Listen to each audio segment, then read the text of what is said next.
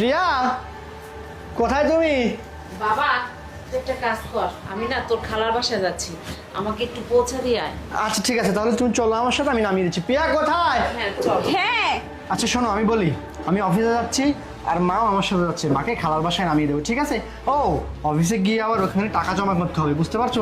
কিছুদিনের টাকা, আবার বেদাকের টাকাগুলো আমার কাছে জমা আছে, তো ওগুলো জমা করতে হবে। চল বাবা, আচ্ছা, দেরি হচ্ছে। হ্যাঁ চলো সামনে। দাঁড়াও। তুমি যে যাচ্ছ টাকা দাও জমা দেওয়ার জন্য, সে টাকা কি তোমার কাছে আছে? কেন, আমার টাকা তো আমার কাছেই আছে। না, এই ব্যাগে কোনো টাকা নেই। টাকা তোমার মা তোমার ব্যাগে থেকে চুরি করে নিয়ে পালাচ্ছে।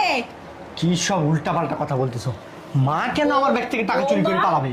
তুমি এগুলা কি কথা বলতেছো? আমার মাথা ঠিক আছে? তুমি কি বলতেছো? আমার ছেলের টাকা আমি চুরি করে পালাচ্ছি মানে? দেখুন মা, এমন ভাব করবেন না যে ভাজা মাছটা উল্টে খেতে জানেন না। আপনি তো আপনার বোনের বাসায় যাচ্ছেন এই টাকাগুলো পাচার করার জন্য। আপনি টাকাগুলো ওখানে রাখতে যাচ্ছেন, আমি সব জানি, এবং আমি জানি টাকাগুলো ব্যাগের মধ্যেই আছে। তোমার মা তোমারই টাকা চুরি করছে। বৌমা কি সব মুখ সামলে কথা বলো। বাবা তুই বিশ্বাস করিস না, আমি তো টাকা সম্পর্কে কিছুই জানি না। কি সব উল্টাপাল্টা কথা বলতেছো প্রিয়া? আমার মা কেন আমারই ঘরে টাকা চুরি করবে?